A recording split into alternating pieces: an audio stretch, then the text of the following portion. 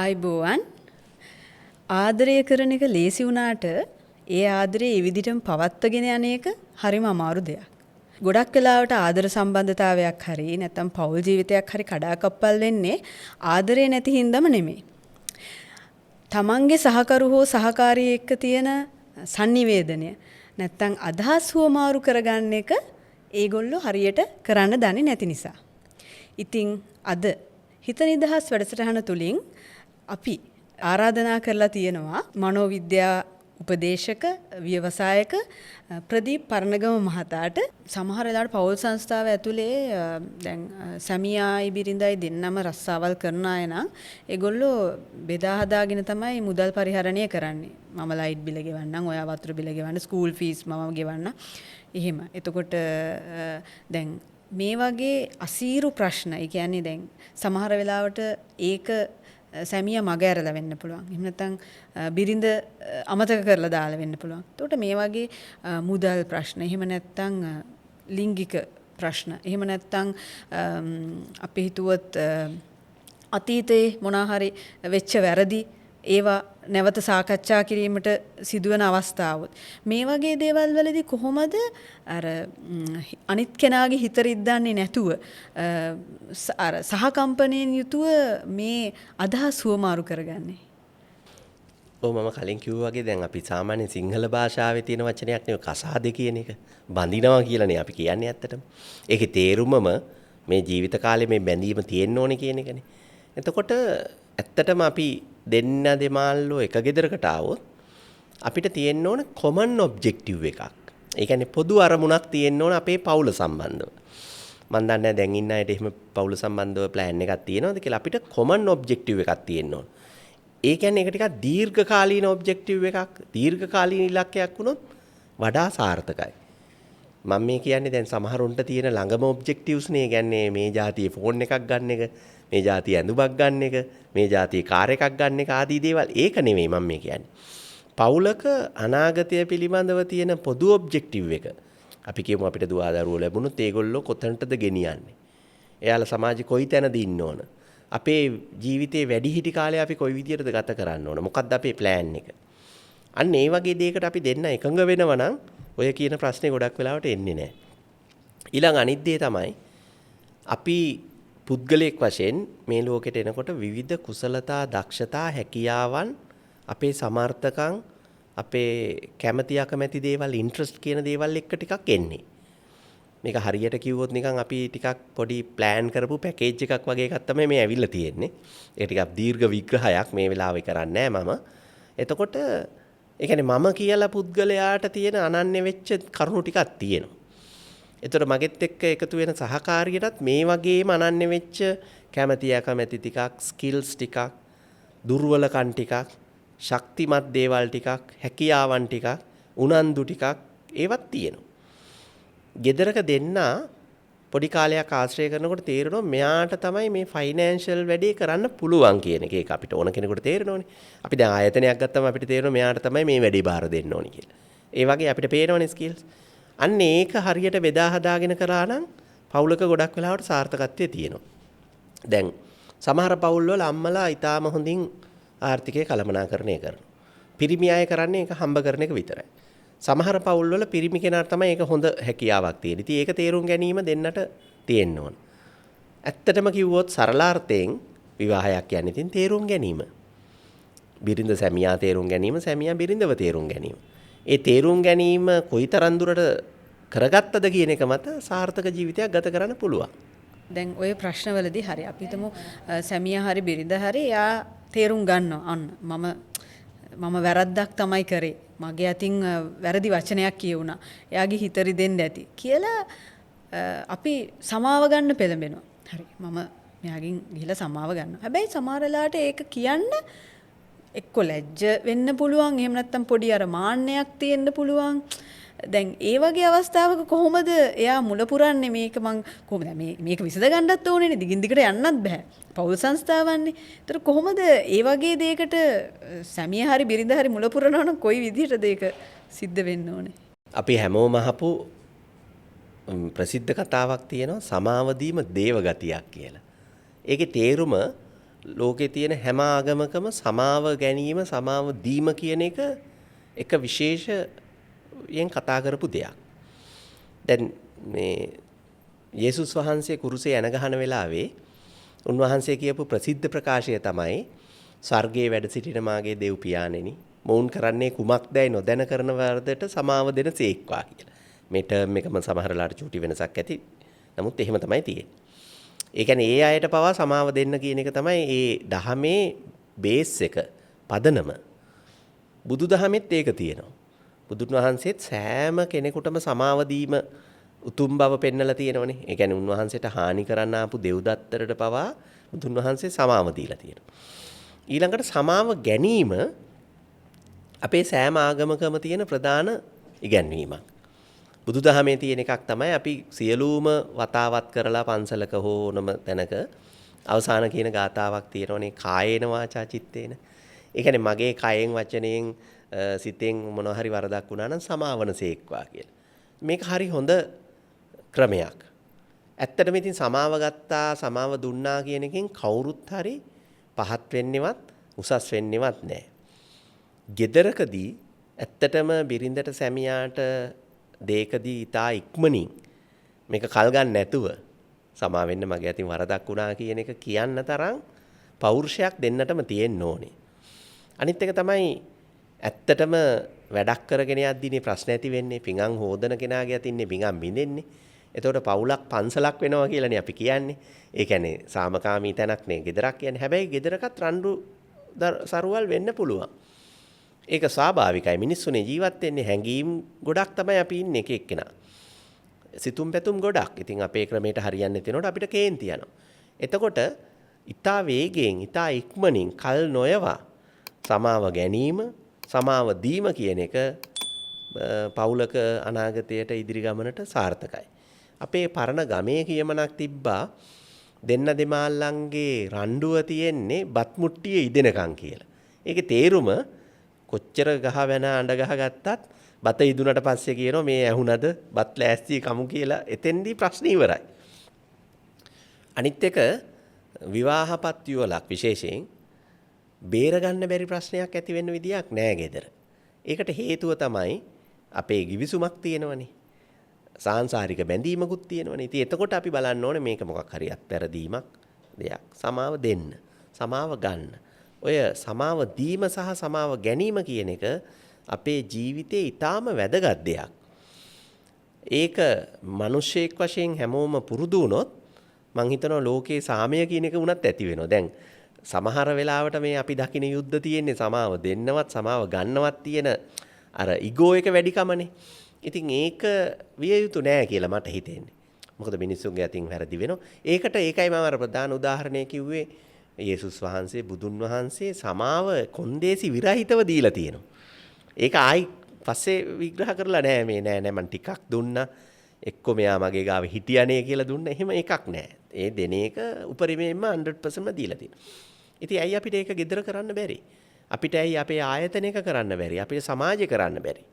එතන පුරුදු වුණොත් ලෝකේ ප්‍රශ්න ගොඩක් අඩු වෙයි කියලා මට හිතෙනවා. ඉතින් අර එතන බලපාන්නේ ගොඩක් වෙලාවට නෑ. මම සමාව ගන්න ඕනේ නෑ. මම නෙවෙයිනේ වැරද්ද කළේ කියලා.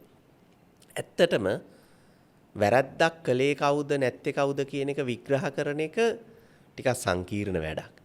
ඕනෑම වරදක දෙපැත්තක් තියෙනවා. කෙනෙක්ට හොඳ දේ මට නරක විදියට පේන්න පුළුවන්. එතකොට අපි ඕක එච්චරටම ගැඹුරට විග්‍රහ කරගෙන යෑම හානි කරයි. ඒක නිසා මං විශ්වාස කරනවා ඇත්තටම මේ ඊටා වේගයෙන් ඊටා ඉක්මනින් සමාව දීම සමාව ගැනීම පවුලක යහපැවැත්මට සෑහෙන්න බලපානවා කියලා. සාමාන්‍ය ව්‍යවහාරෙත් තියෙනවානේ දැන් කාන්තාවකට මොකක් හරි සැමියාට කියන්න ඕනේ නම් එහෙම නැත්නම් මොන හරි ඉල්ලන්න ඕනේ නම් එයා ඒක කෙලින්ම කියන්නේ. එයා වහෙන් හොරෝ තමයි මොකක් හරි වෙන එකක් තමයි කියන්නේ. එක්ක කේන්ති ගන්නවා වෙන දෙයකට.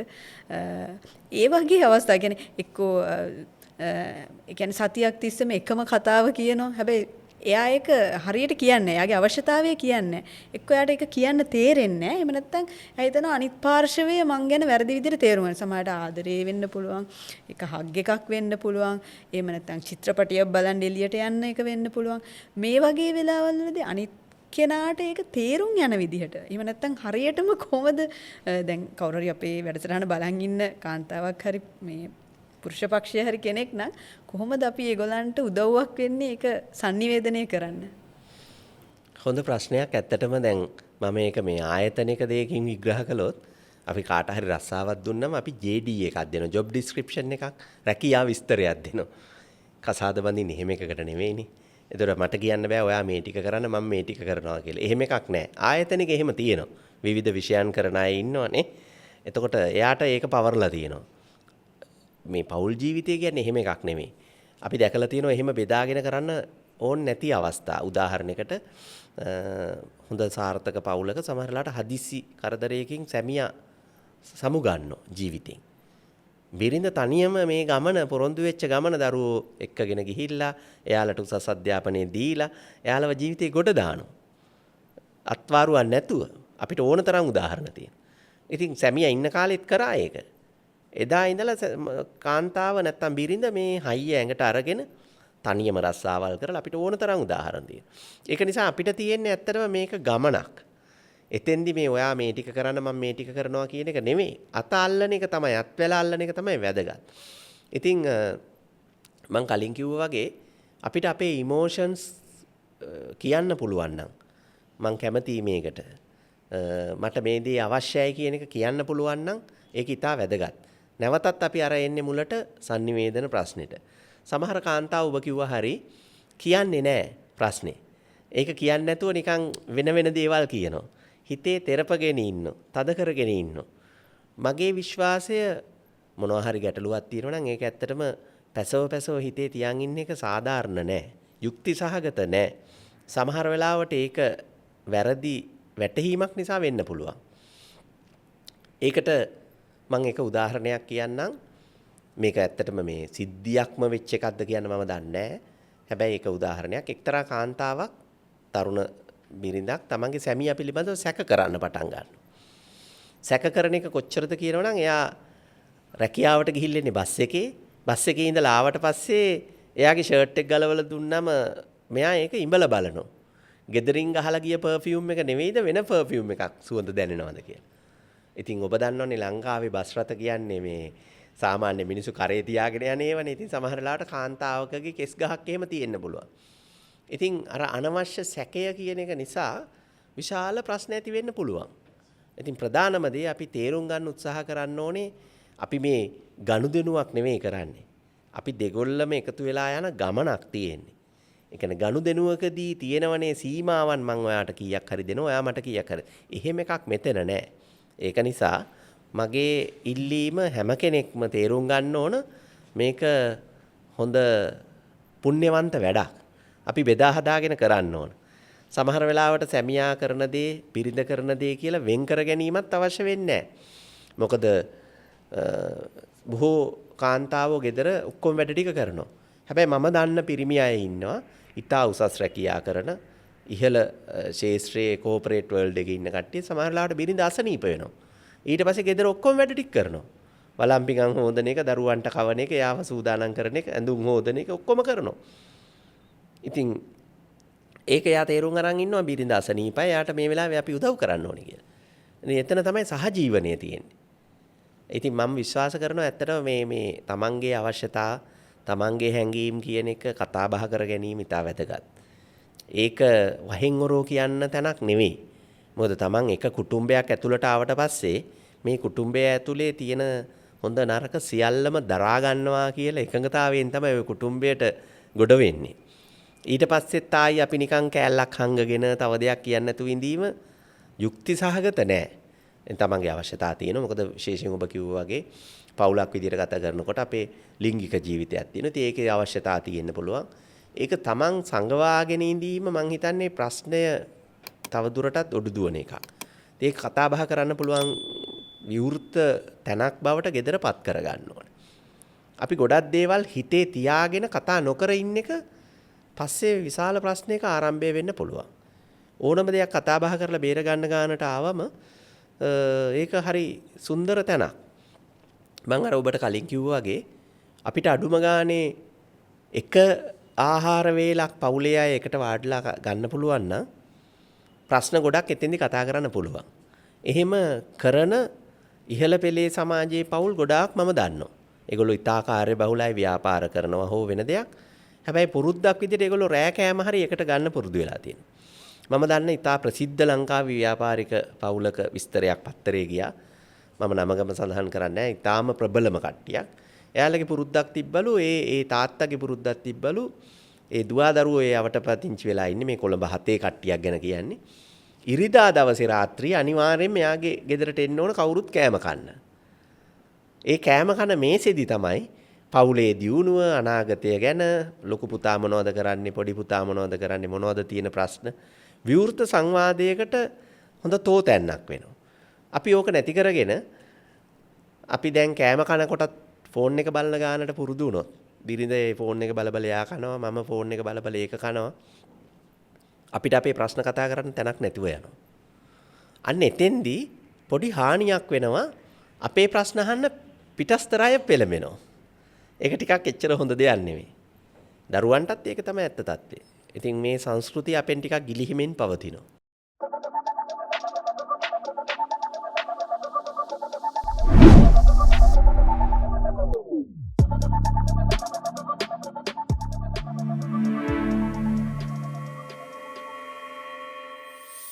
අපේ ඊමේල් විද්‍යුත් ලිපිනයට හොර රහස්‍ය රිංගලා දත්ත හොරකම් කරන්න පුළුවන් දත්ත වෙනස් කරන්න පුළුවන් තීන දත්ත වංචා කරන්න පුළුවන්. අනිත් පැත්තෙන් අපේ බැංකු ගිණුමට හොර රහසේ පිවිසිලා තියෙන සල්ලි ටිකත් අරගෙන යන්න පුළුවන්. එහෙම නැත්නම් OTP නම්බර් එක අරගෙන විවිධ හානි බහුලව සිද්ධ වෙන දෙයක් අපි දකිනවා. රාජ්‍ය සහ පෞද්ගලික බැංකුවල නිරන්තරයෙන් අපිට කෙටි පණිවිඩ වෙන ඔබේ OTP අංකය අන්සතු නොකරන්න කියන කාරණේ.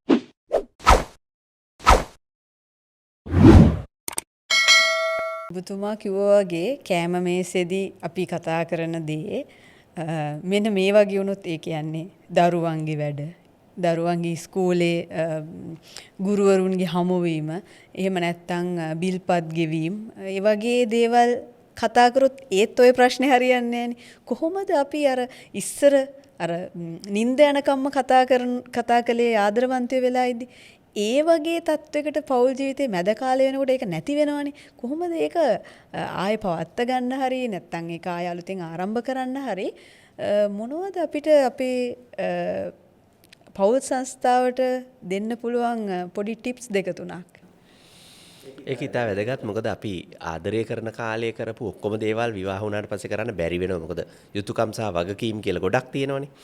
එතකොට අපේ ජීවිතේ වැඩිපුරම අපි ගත කරන්නේ ආර්ථික පැත්ත දියුණු කරගන්න, ගෙදර වියදම් බලන ආදරය කරන කාලේ සමහරලාට ඔච්චර ඒක දැනෙන්නේ නැති වෙන්න පුළුවන්. හැබැයි මම පොඩි යෝජනා දෙක තුනක් කරන්න කැමතියි. හැම කෙනාටම තියෙනවා මේ විවිධ මේ ඉන්ට්‍රස්ට්. දැන් උදාහරණයකට සමහරට බිරිඳ කැමති ඇති මොනවා හරි සින්දු අහන්න. සැමියා ඒකට හුරු වෙලා නැති වෙන්න පුළුවන්. මම යෝජනාවක් විදියට කරනවා ලෝකේ තියෙන ඔය මේ අපි කැමති ඔය හොබීස් කියන්නේ විනෝදාංශ ඒවයි පොඩි ගත යුත්තක් තියෙනවා. නිකන් මම අත්හදා බලලා තියෙනවා අපි ජීවිතේට කරපු නැති හොබී එකක් නිකන් කරාපුවම ඒකත් හොඳයි වගේ කියලා දැනෙන අවස්ථා තියෙනවා. ඒක නිසා ඔබට පුළුවන් ඒක කරලා බලන්න. ඒ කියන්නේ දැන් බිරිඳ ආසතයක් ඔබත් නිකන් ඒකට බලෙන් වගේ කැමති වෙලා ටිකක් කරලා බැලුවම සමහරට ඔබත් ඇබ්බැහි වෙන්න පුළුවන්. මම ඒකට සරල උදාහරණයක් කියන්නම්. සමහර වෙලාවට සැමියා ටිකක් ඔය කැලේ ගිහිල්ලා සත්තු බලන්න කැමති කෙනෙක් වෙන්න පුළුවන්. ඒතර බිරිඳටත් මේකට හුරු වෙන්න පුළුවන් ඕන්නම්.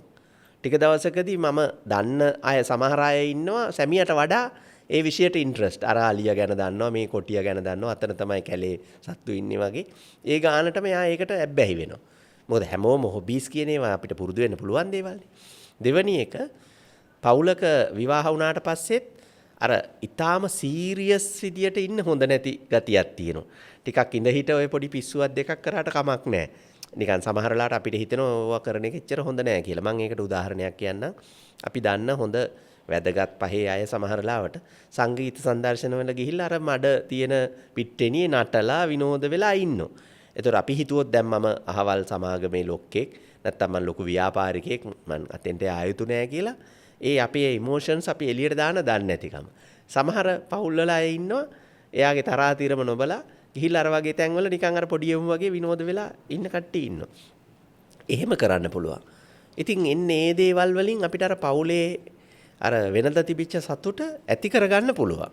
ඒ සඳහා දැන් අපේ රටේ විවිධ සංස්කෘතික උත්සව තියෙනනේ. දැන් අවුරුද්දට උනත් අපි ඒක සීරියස් කරන්නේ නැතුව සමහර ලාවට ඔය කැට ගහන වැඩක් මොනවා හරි එකක් කරාපුවම ඉතින් අර පවුලේ සමගිය ඇති වෙනවා. ඒ වගේ හැම මාසෙකටම වගේ අපිට මොනවා හරි ඉවෙන්ට් එකක් ලංකාවේ තියෙනවා. කැමති නම් කරන්න පුළුවන්. ඒ වගේ දේවල් වලින් අර පෙර ආදරය කරන කාලේ අපි අතර තිබිච්ච බැඳීම නැවත ගොඩනගා ගන්න පුළුවන්. එහෙම කළොත් මං හිතනවා පොඩ්ඩක් අර රිලැක්ස් වෙන ගතියක් තියෙනවා. අපි එන මූඩ් ගහලා මොකද අපි සමහර ලාවට ලොකු රස්සාවක් කරනවා නම් ඒකේ හැටියට අපි ඉන්න ඕනේ. ගෙදර ආවම ඉතින් කොහොමත් තමන්ගේ සැමියා හෝ බිරිඳනේ තාත්තනේ නැත්තම් අම්මනේ. ඉතින් එතෙන්දී අරක මේක කරලා එන්න ඕනේ. ඉතින් ඒක නිසා අපි කියනවා සමහර ලාවට අර රාජකාරියේ තියෙන අර ටයිටල් එක නැත්තම් කෝට් එක යුනිෆෝම් එක ගලවලා ගෙදර ආවනම් තාත්තා විදියට හැසිරෙන්න පුළුවන්. ඒක අපි ඒක එක ක්‍රමයක් ඇත්තටම. අපි දකිනවා සමහර තැන්වල ප්‍රශ්න ඇති වෙච්ච තැන්වල සමහර වෙලාවට තාත්තා ඉතා උසස් රැකියාවක් කරන්නේ. ගෙදරත් ඒ විදිහට තමයි හැසිරෙන්නේ. එයා සමහර වෙලාවට යම්කිසි හමුදාවේ ඉහළ නිලයක් දරන්නේ. ගෙදර ළමයිතුත් හදලා තියෙන්නේ ඒ විදිහට. ගෙදර ඉන්නේ ප්ලැටූන් එකක් නෙමෙයි. ගෙදර ඉන්නේ Tamanට දාව ඉන්න දරුවෝ. ඒතකොට ඒගොල්ලොන්ට කොහොමත් තාත්තා. රටේ ජනාධිපති වුණත් දරුවන්ට තාත්තා. සමහර වෙලාවට පොඩි එවුන් ඇවිල්ලා කොහොමත් ඇඳුමේ චූ කරනවා. ජනාධිපති කියලා ක්‍රමයක් නැහැ. ඉතින් අපිට ඒ ගානට යන්න පුළුවන් නම් හරිම සුන්දර ජීවිතයක් ගත කරන්න පුළුවන්. ඔය තනතුරු තානාන්තරත් නිසාත් මිනිස්සුන්ට ඔය එක අහිමි වෙලා තියෙනවා. ඒ කියන්නේ අපි ඒක මේන්ටේන් කරන්න බලනවා. අර ස්ටේටස් කියලා જાතියක් තියෙන. ඒක තියෙන්නේ සමාජයේදී විතරයි. අපි ගෙදර ගියාම තාත්තා, අම්මා නැත්තා. එතකොට අපි සමාජයට බැස්සම අර ඒක නැතිව ටික දවසක් ඉන්න පුළුවන් නම් හරි හොඳයි කියලා මට හිතෙනවා. අද අපි මේ කතා කරපු කරුණු වලින් එක කරුණක් හරි උගලන්ගේ සම්බන්ධතාවය අලුත් කරන්න හේතු වුණා නම් ඒක තමයි මේ හිත නිදහස් වැඩසටහනේ ආරම්භය. අද අපිත් එක්ක එකතු වුණු මනෝවිද්‍යා විශේෂඥ ව්‍යවසායක ප්‍රදීප් පර්ණගම මහතාට බෙහෙවින් ස්තුතිවන්ත වෙනවා. නැවත මෙවැනි හිත නිදහස් වැඩසටහනකින් හමු වනතුරු ඔබට සුබ දවසක්. ආයුබෝවන්.